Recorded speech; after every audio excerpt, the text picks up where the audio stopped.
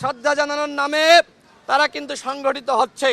আমরা মনে করি আজকে এখানে জাতীয় পার্টি শহীদদেরকে শ্রদ্ধা জানানোর জন্য আসে নাই, বরং আওয়ামী লীগকে নিয়ে জাতীয় পার্টি শহীদদেরকে শ্রদ্ধা জানানোর নামে অপমানিত করার উদ্দেশ্যে এখানে এসেছে। আমি সরকারকে বলবো, এই বিষয়গুলো আপনারা গুরুত্ব দিচ্ছেন না। আপনারা মনে করছেন জাতীয় দিবস, এই দিবসে যে কেউ আসতে পারে। আমাদের স্পষ্ট কথা, ওই যে কেউ আসতে পারে এটি আমরা মানব না। আমার ভাই হাদি হাসপাতালের বিছানায় কাতরাচ্ছে, আজকে তাকে হত্যার উদ্দেশ্যে গুলি চালানো হয়েছে। হাদি সম্পর্কে আপনারা সাংবাদিক ভাইরা জানেন, একজন মেধাবী সন্তান।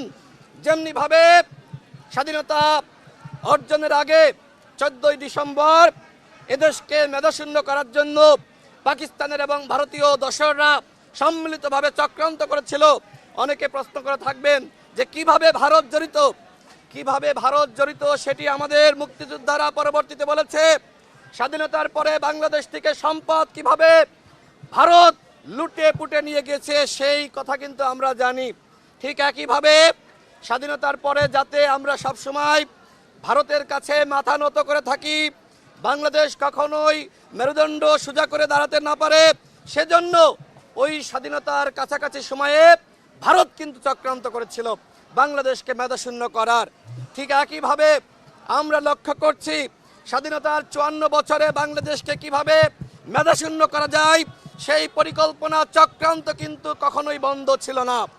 এবং সর্বশেষ আমরা দেখলাম সেই চক্রান্তের অংশ হিসেবে উসমান হাদিকে হত্যার উদ্দেশ্যে গুলি চালানো হয়েছে।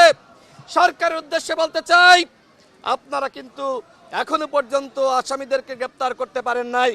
স্বরাষ্ট্র উপদেষ্টা আপনি কি করছেন? আপনি যদি এইভাবে দায়িত্ব পালন করতে না পারেন, দায়িত্ব ছেড়ে দেন।